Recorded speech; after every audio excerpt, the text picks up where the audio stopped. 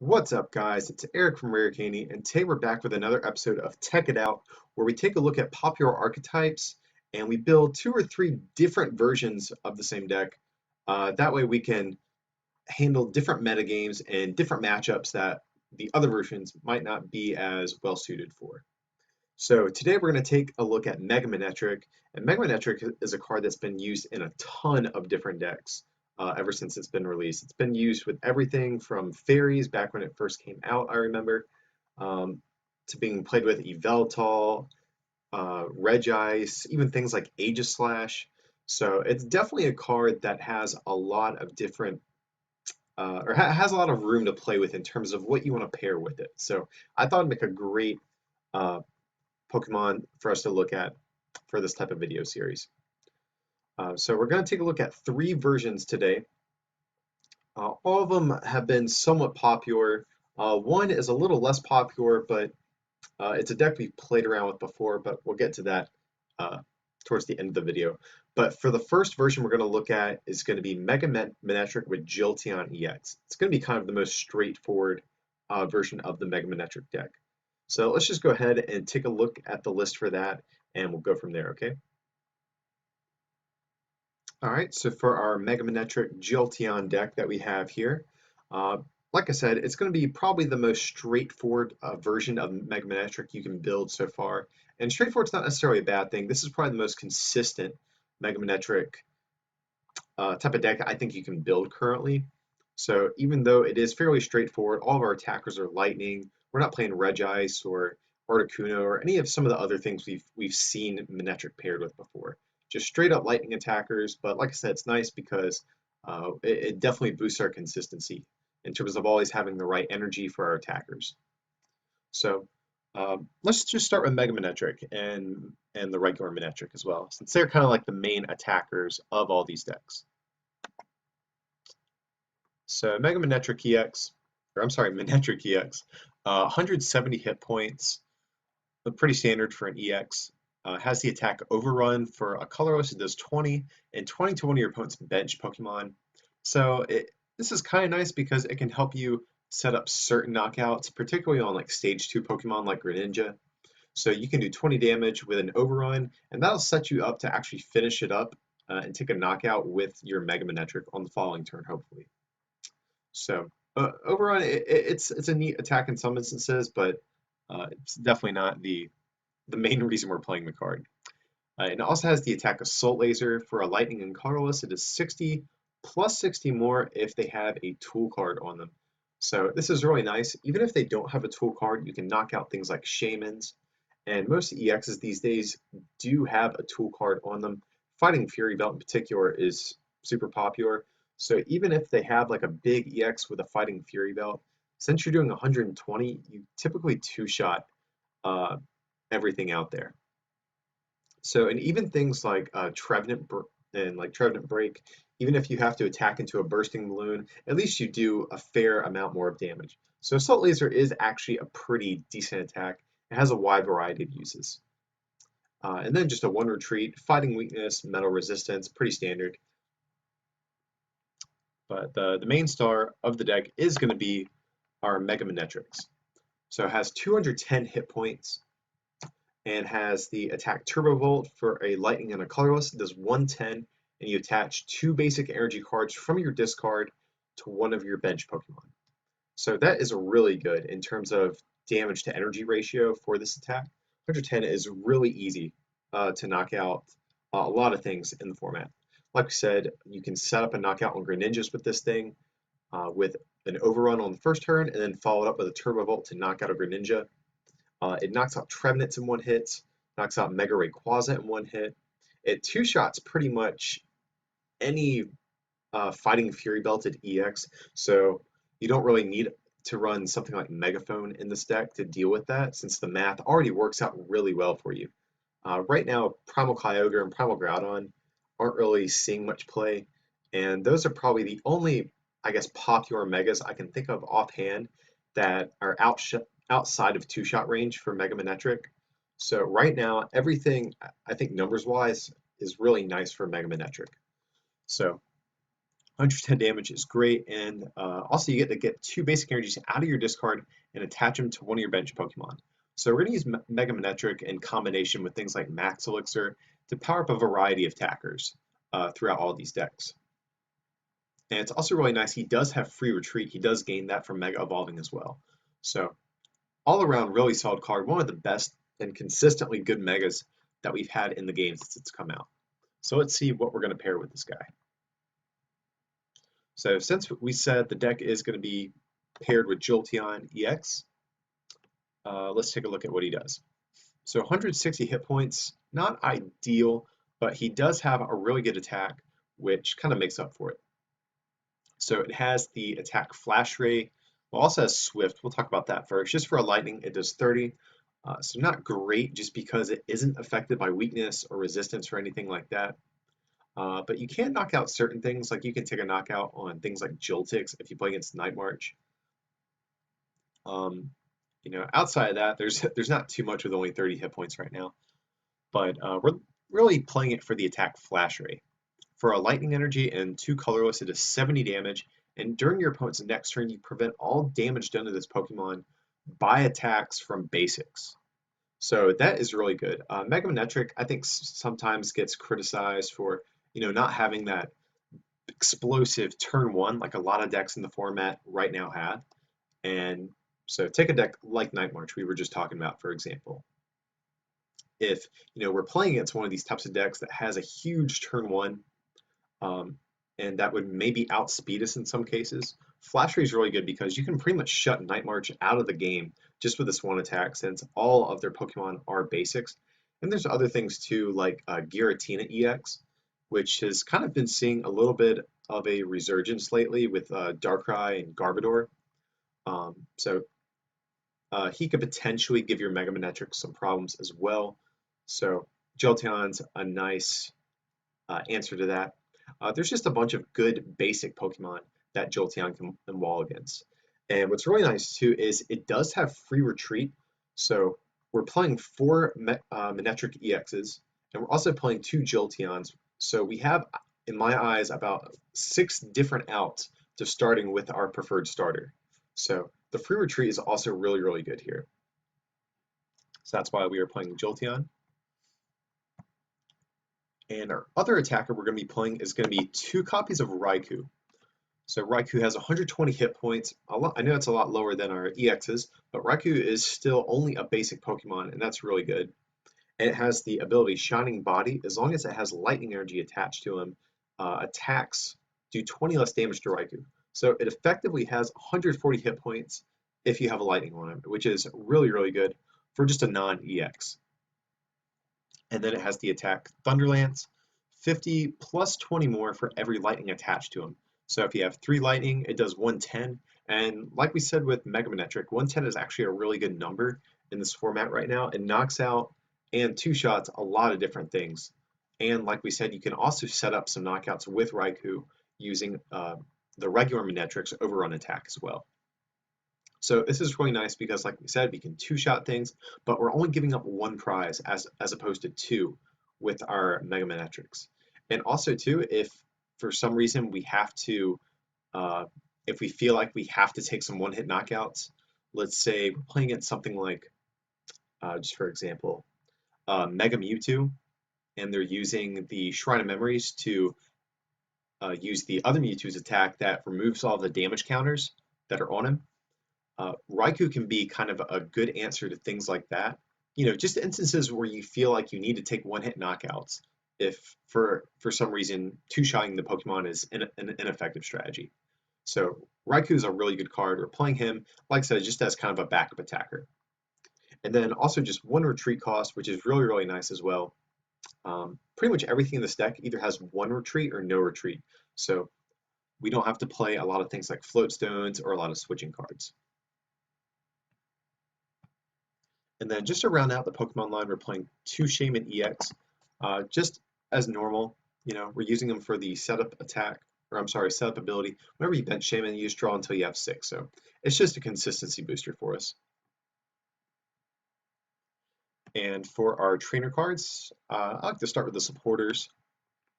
It's a pretty standard line, nothing too crazy here. So we're playing 4 Professor Sycamore, discard your hand and draw 7. We say this all the time in our videos, it's the best draw supporter in the game, so we're definitely want to max this card out. And also, since it has synergy with Mega Manectric to have Lightning in the discard, I definitely don't mind playing a heavier count of Sycamore as opposed to maybe a heavier count of N. So Sycamore just has a lot of synergy with everything that we're doing in this deck. So having said that, we are still playing 2N. Really thankful we have this card back in the format. That way we don't have to play things like Birch or Ace Trainer or things like that. So each player shuffles their hand into their deck and draw equals to the amount of prize cards they have left.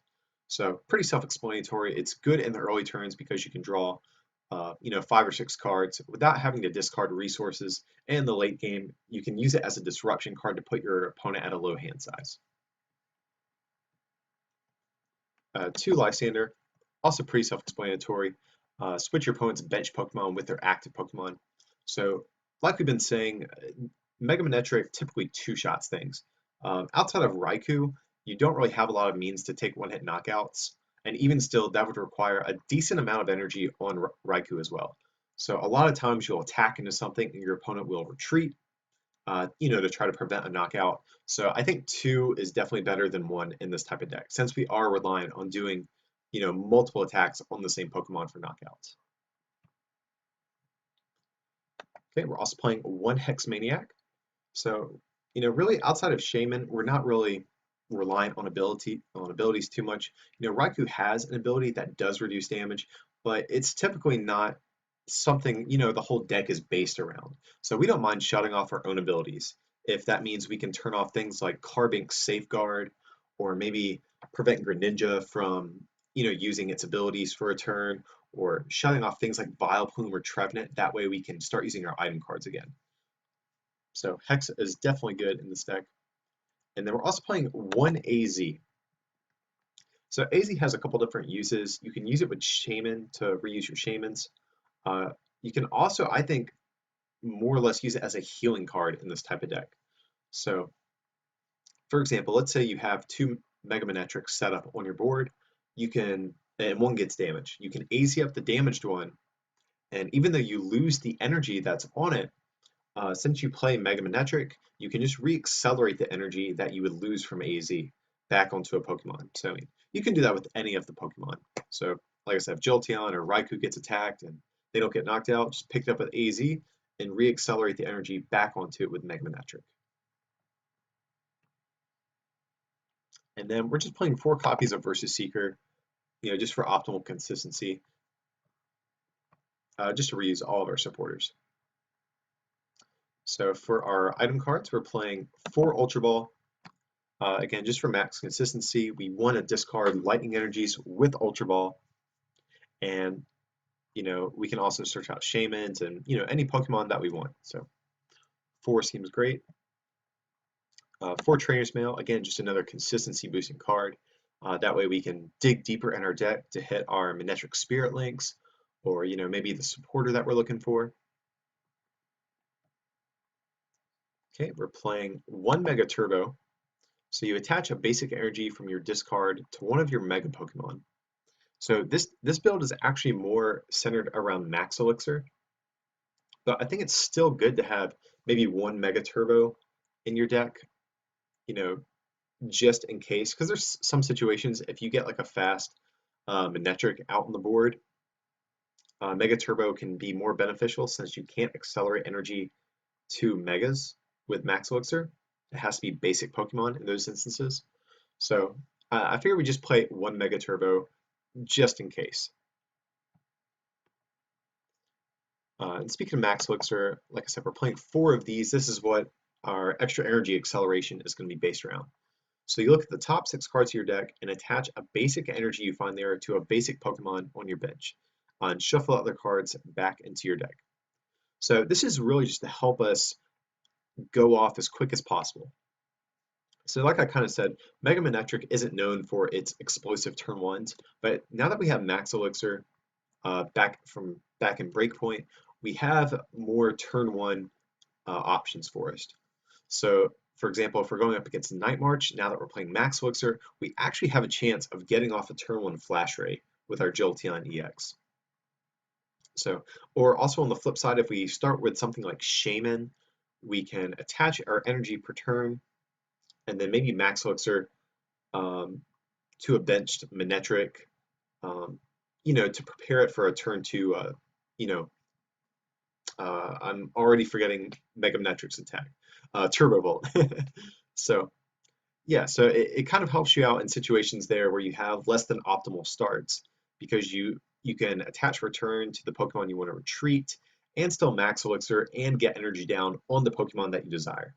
So it's just a really good card, I think.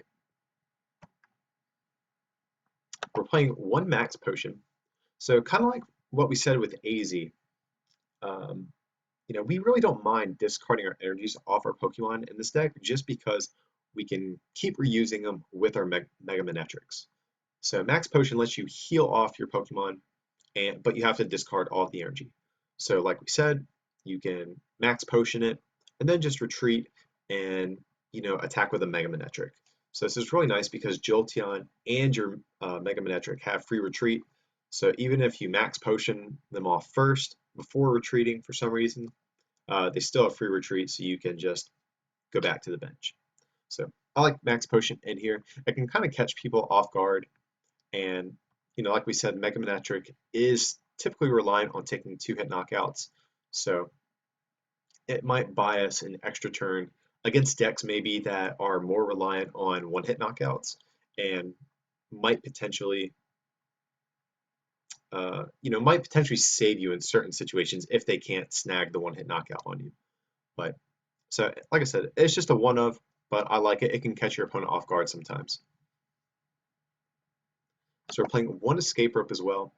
Really, it's just here because if we have a less than optimal start, it'll give us some options to get out of that.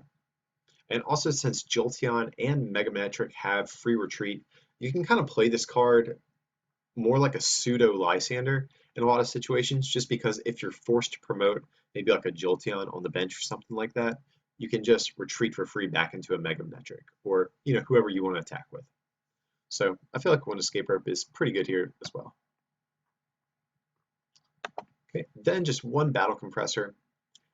Typically, I've seen Mega Manectric decks play 2, sometimes even 3, but I think 1 is really all you need. Just because we're playing Max Elixir in this deck, so we don't really want to discard that many lightning energies. But, you still probably want a couple in there just to make sure that you can always Turbo Volt and get some energy out of the discard pile. And you can also put some of your tech supporters like AZ and Hex Maniac and Lysander and such in the discard pile as well. Okay, and we're also playing 4 Manectric Spirit Link. We're just maxing it out just for optimal consistency. We really want to hit the turn 2 Turbo Volt every game if possible. So we're playing 4 just to help ensure that. And for the final trainer card, we're playing 3 Rough Seas. So once during each player's turn, that player may heal 30 from their lightning and water Pokemon.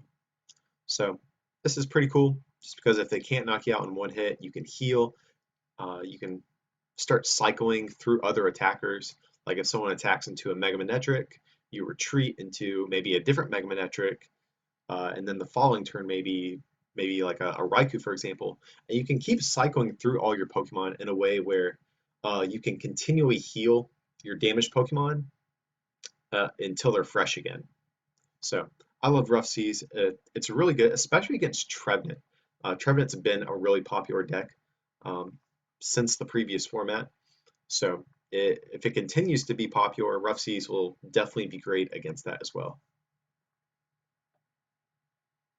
Okay, and for our energy count that we're playing, we're going to be playing 8 Lightning Energy.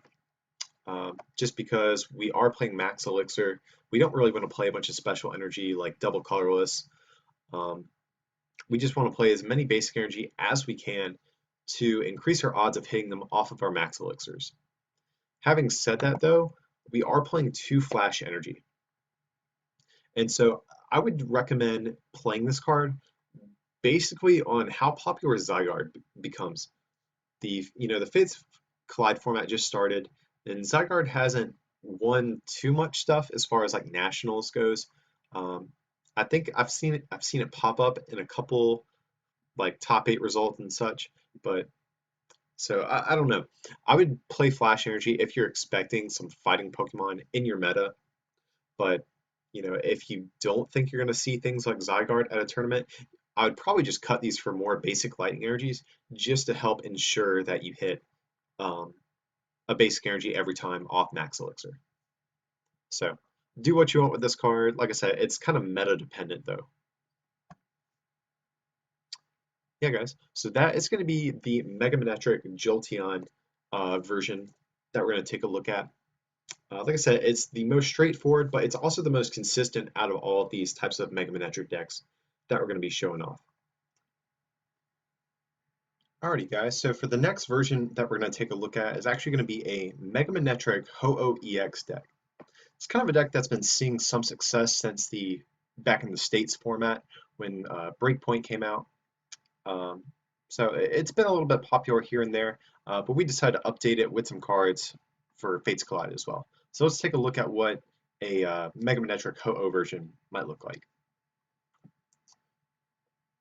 So if you look at this list, a couple things have changed. A couple things have definitely changed, and but some of the cards are still the same. We're still playing 4 Max Elixir, and a lot of the supporters are similar, and we're still playing a lot of the same Pokemon.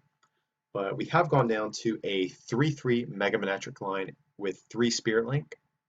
Honestly, it's just because deck space is super tight in this version, so a couple of cards did have to change, unfortunately. But we're going to make it work here. So 3-3 Mega Manectric, like we said, he's still the lifeblood of the deck. But our other main attacker that we're going to be using is going to be Ho-Oh EX. So there's a couple of reasons for this card. First of all, like we've been saying, Mega Manectric is reliant on two-shotting Pokemon. But with Ho-Oh, he actually has some spread damage that he does, which can, help take multiple knockouts simultaneously. And also it has fighting resistance, which is really nice because if you noticed in the Jolteon variant that we just covered, everything was weak to fighting. But now we have a little bit better type coverage. So if we play against something like, a Zygarde EX deck, or maybe like even a Garchomp or Lucario deck, or something like that, we'll have a better answer to those types of situations. So Ho-Oh EX is a colorless type, 180 hit points, water weak, which is kind of interesting. You would think that the colorless version of Ho-Oh would be lightning weak, but I digress. But it has the ability Purifying Fire. Once during your turn before you attack, if this Pokemon has any basic fire energy attached to it, you may heal 50 damage. We'll get back to that in just 1 second. And then it also has the attack Elemental Feather. For a grass, water, and lightning energy, it does 130, and you do 30 damage to one of your opponent's bench Pokemon. So it's basically like Night March back on, not Night March, Night Spear, back on the old Darkrai EX, but kind of beefed up a little bit. So definitely a very good attack. It knocks out Greninjas. Now, obviously, things like Vespiquen and Night March can actually take multiple knockouts against Night March Pokemon if they have a Joltik on the bench, for example. So the attack and ability are both really good, but if you notice, between the ability and the attack, you need a whopping 4 different types of energy on Ho-Oh in order to make him work. So at first glance, it seems like a kind of clunky card, but we play a couple different things to accommodate this and really help the deck work a little bit more smoothly. So the main way we're going to do that is with a card, Smeargle. At first glance, doesn't look like much, but it has the ability, a second coat. Once during your turn before you attack, you may switch a basic energy attached to your active Pokemon with a different type of basic energy in your discard pile. So, if we get a bunch of energy in the discard pile with Smeargle, we can, swap out the ones that we want until we get the right combination for our Ho-Oh. So that's how we're going to do that. And also it's kind of nice too if you have like some energy that you don't want attached to a certain Pokemon. You can, let's say start with a Manectric EX, just for the sake of example, and you only have fire energy in your hand. Well, you can attach it and retreat, and then even if you have to accelerate that energy back onto someone that you don't want, like let's say you're going to power up another Mega Manectric even, and you have to put this fire energy on him, you can still use Smeargle to swap out the energy.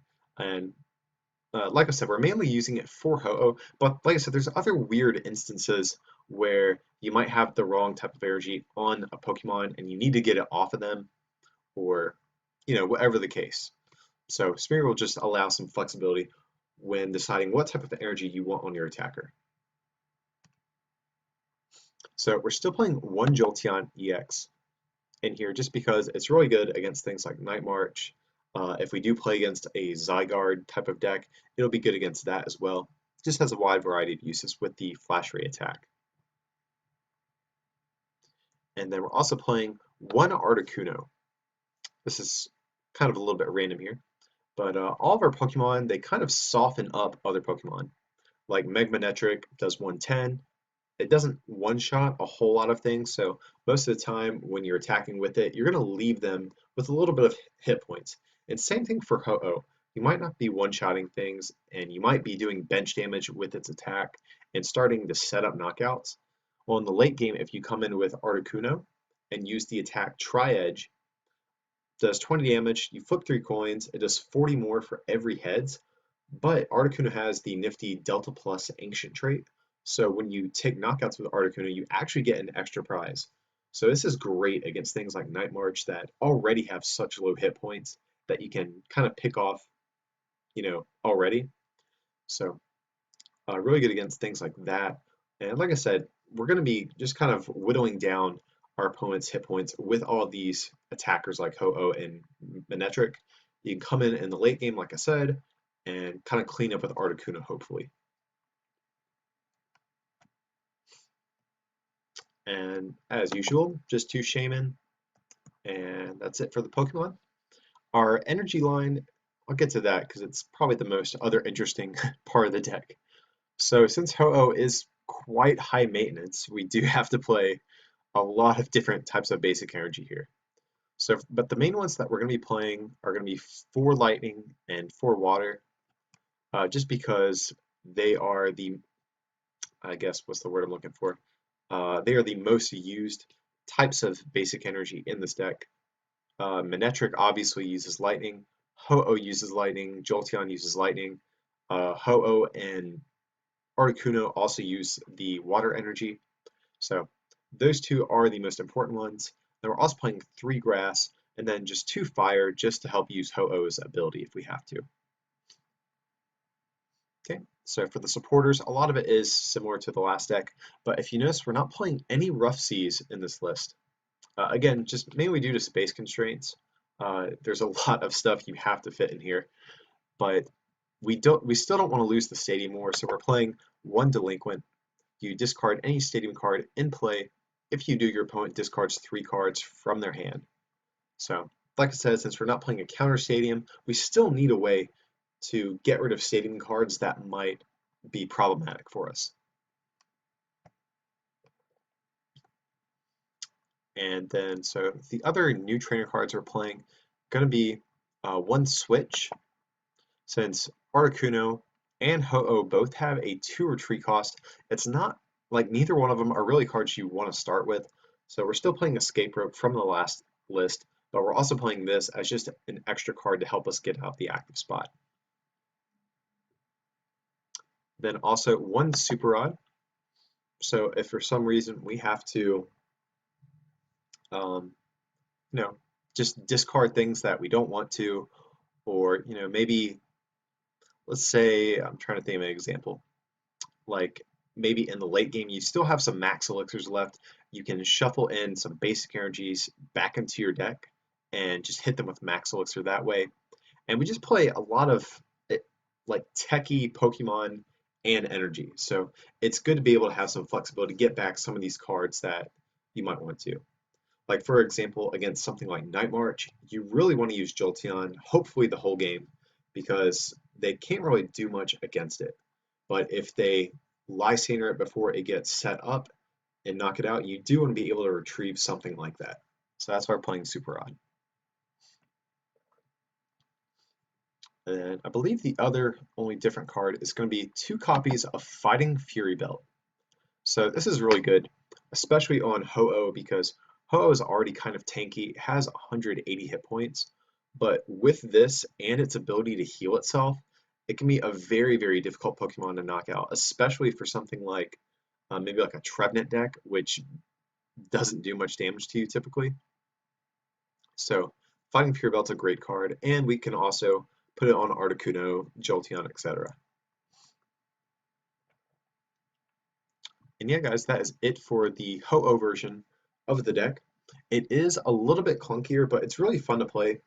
And since you only play basic energy, we're not playing flash energy or anything like that, you have great odds of hitting a basic off your max elixir pretty much most of the game. So it's a little bit clunky setting up, but once you do, Ho-Oh can be kind of a force to be reckoned with. It's actually a really nice attacker.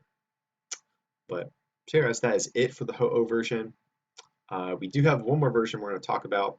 So, and that's going to be a Mega Manectric Garbodor.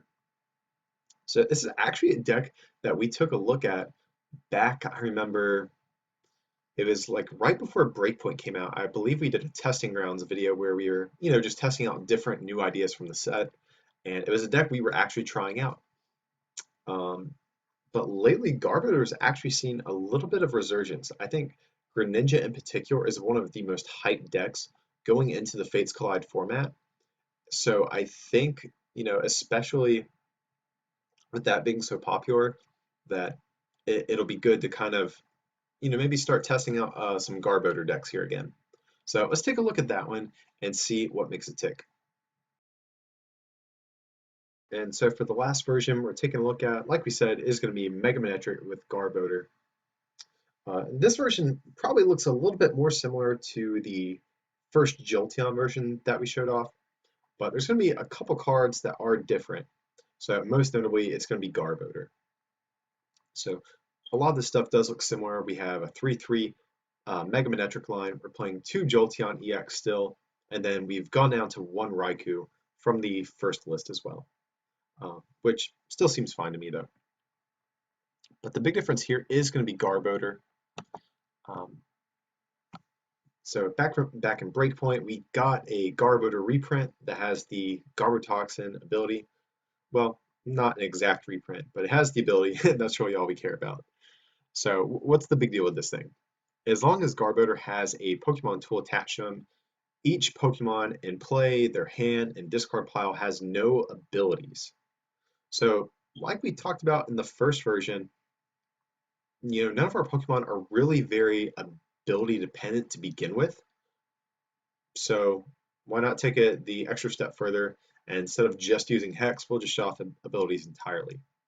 So what makes Garbodor good now as opposed to, I guess, in the Breakpoint format when it came out? I would argue probably I guess outside of Greninja, the best abilities were item lock abilities. So you, a lot of, and these were like turn 1 item lock decks like Vespiquen, Vileplume, and Trevenant, which saw a heavy amount of play in the States format.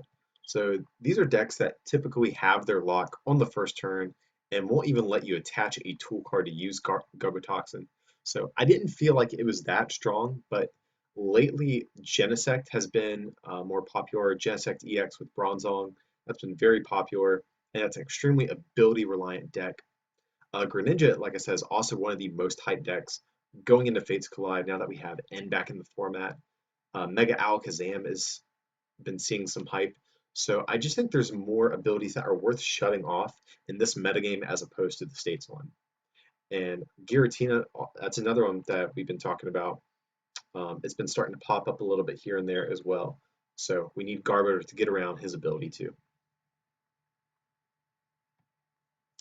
So Garbodor needs a tool card attached to him. So we're playing Floatstone. It makes the most sense because Garbodor does have a big retreat cost, and the Pokemon Floatstone is attached to has free retreat. So we're playing 3 of these just to put on our Garbodors. I think Megaphone has been seeing some more play lately as well, just because of the Giratina Garbodor Darkrai deck that's been, a little bit hyped. And also Fighting Fury Bell is just a really problematic card for some decks. So I think Megaphone will continue to see some play. So I like 3 as opposed to the 2 count that you see, I think, in a lot of previous Garbodor lists.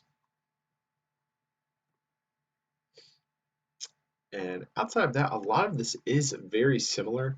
We did cut max elixirs to make room for our Garbodors, but we're kind of relying on slowing our opponent down anyways.